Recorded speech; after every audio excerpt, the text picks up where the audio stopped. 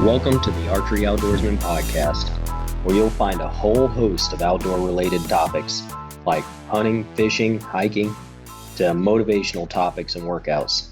If you like what you hear, hit that subscribe button, leave a 5-star review. You can find us on Instagram, Facebook, and YouTube. All you got to do is type in Archery Outdoorsman. If you want to help out, you can also find us on Patreon.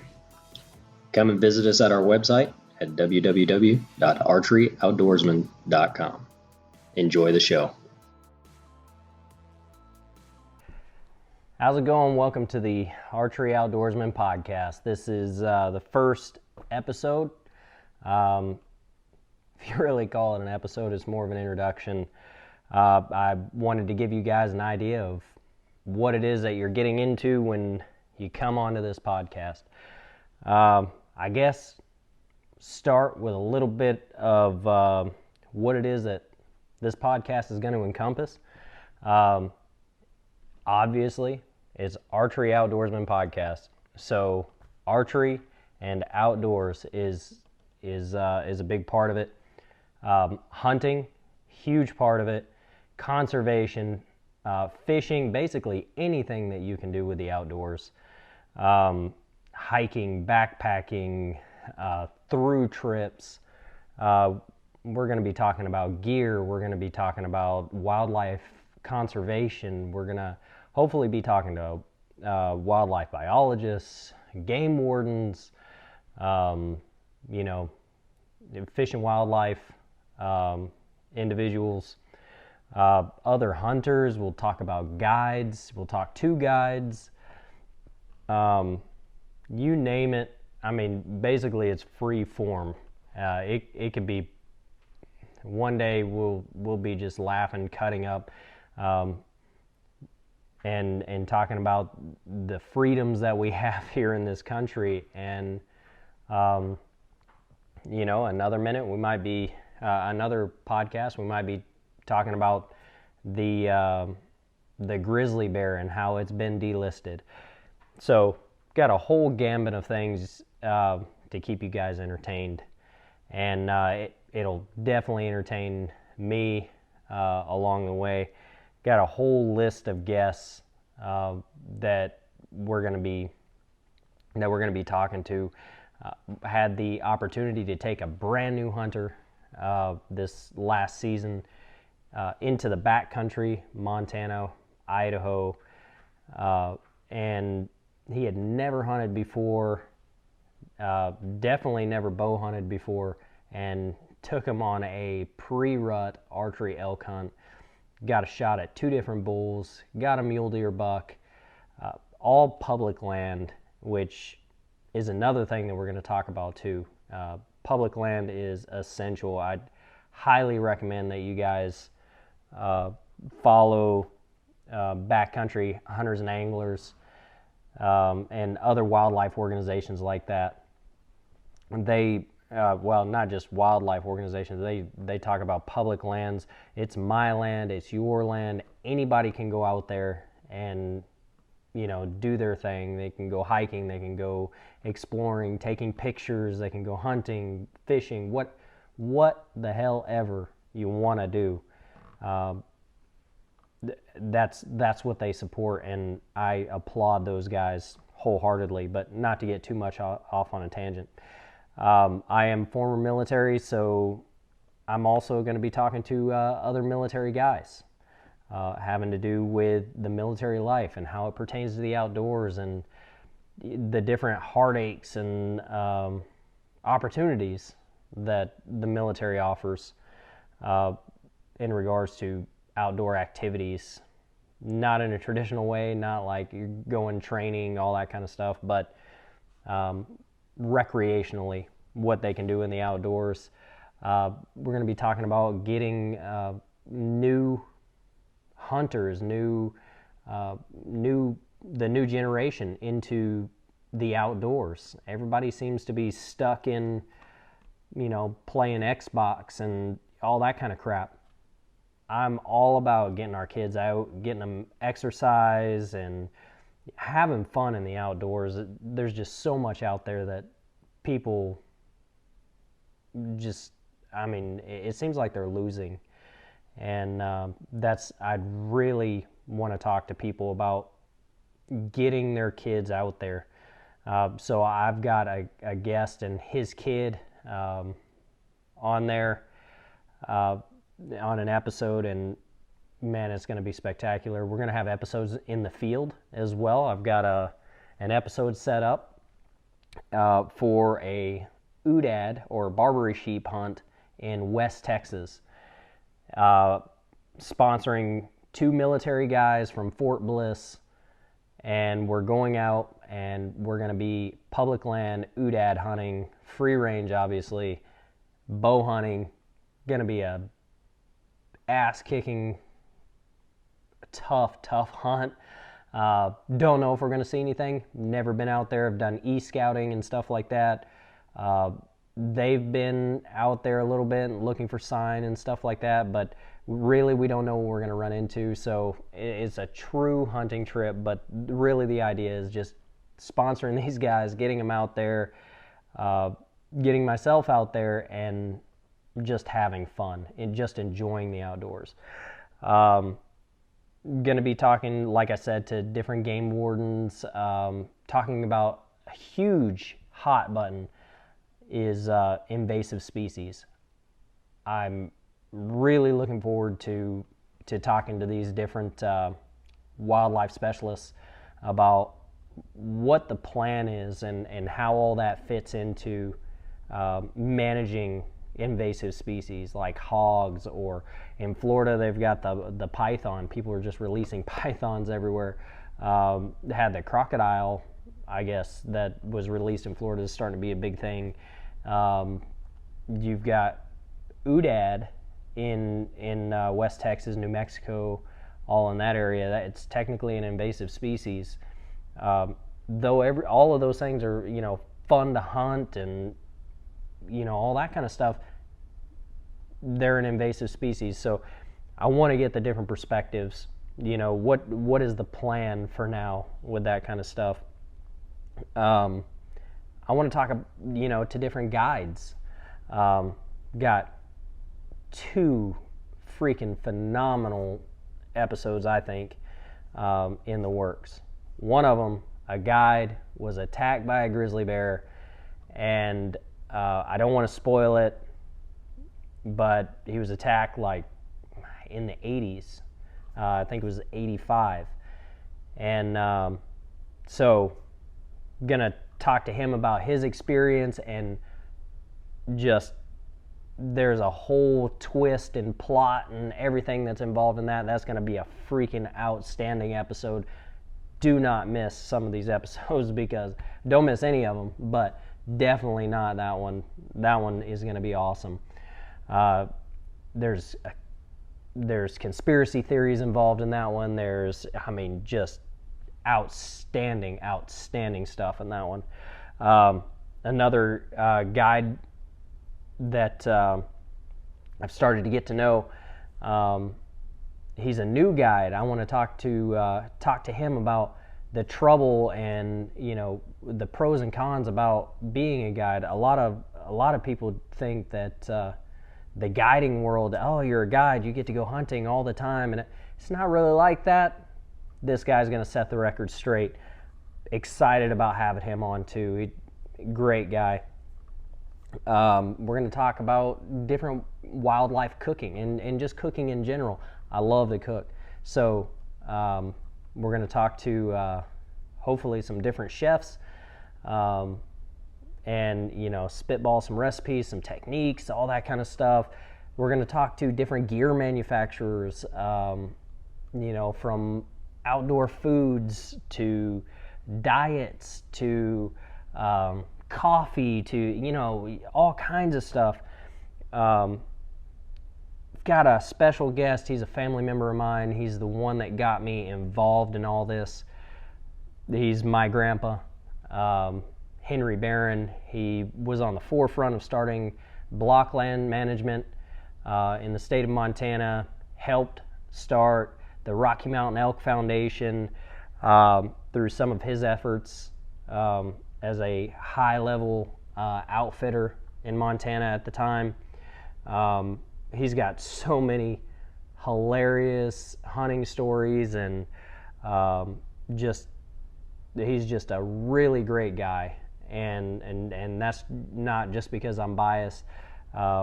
He really is. Everybody loves this guy.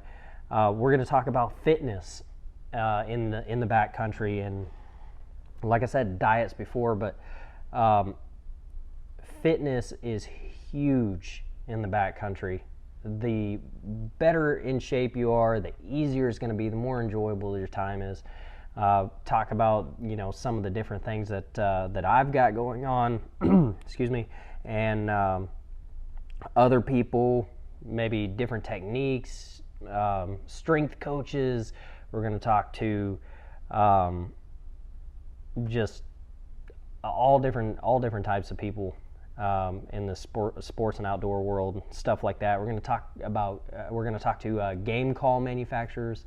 So as you can see, we've got a whole list of people we're going to talk to. And so I really, really hope you enjoy. It's not going to stop there. But just to give you an idea of what this podcast is about, I mean, it's just all encompassing. It doesn't just stop at that. So without further ado, I'll give you my background. My name's Aaron Schmaus. I grew up in a rural town in Montana. My background basically with sports and stuff like that was mainly wrestling. I did everything so that I could wrestle. I was decent. I say I was a decent wrestler. Loved it. Tried out for the Air Force wrestling team, which brings me to my next point. I was combat Air Force veteran. Did some time overseas. Was medically separated due to an injury in Afghanistan. After the military, I worked several jobs doing maintenance. I owned a construction company for 7 or so years. And though I found that I was helping people doing some of those things, it wasn't the sort of helping that I wanted to do. I wanted to have a meaningful impact for the future, not just oh, okay, well, I'm fixing up your house so you can enjoy it. I wanted something that would last for a long period of time for my kids' kids, where they could go out and enjoy the outdoors and have a place to go and have fun and just kind of have the same experience that I did. In Montana, there's a crap ton of public land, so you can go out and have all kinds of fun all over the place. So that's mainly why I started doing the outdoor videography and stuff like that with hunting and stuff like that, and training videos and gear reviews and stuff like that, was so that I could help other people. And I had, just real quick side note, I had probably one of the best compliments that I could have ever had, and I wasn't looking for it. I was at the gym, I was working out, I was carrying a bag, a Mystery Ranch Metcalf, had a sandbag in it, ended up being 70 pounds, and an older gentleman comes over to me. He could obviously tell there was something physically wrong with him, and so I stopped and we talked for a while, and he goes, "So what are you doing?" And so we just got to talking about what it was that I was doing, why I was working out the way I was working out, and because it's not a normal thing. You don't normally see somebody in the gym with a 70-pound pack. And so I told him everything that I was doing, and I'm actually training to beat a world record. I'm not going to tell you which one yet. You'll just have to wait and see. But anyway, he goes, that's fascinating, because when I was diagnosed with Parkinson's, I had over 100 ways to kill myself. And a friend showed me these motivational videos, and it was because of people like you and these motivational videos and just seeing that there was more to life than this disease. He said, before I couldn't walk to the end of the block. He said, now I run 5 miles a day with Parkinson's. Former Vietnam vet, had a gunshot wound to the chest, and shrapnel and all kinds of stuff like that. I mean, this is a tough guy, and he got hit with Parkinson's, and I mean, it was just like rip your heart out hearing that story. And he goes, it was because of the things that you're doing right now that helped me, and not me individually, just people like me providing motivation. So that was the best compliment I could have ever gotten, and it really pushed me to want to do more and help as many people as I can. So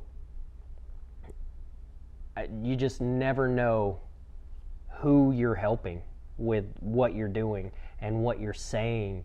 And so maybe you don't think about the ancillary effects of a diet that you're going on, and then you tell a friend or a couple friends or something like that, maybe a friend's overweight or self-conscious about their body or something like that, and you're like, yeah, I went on this diet or whatever, I lost 10 pounds so far and started working out, and all of a sudden they're like, shit, I can do that too.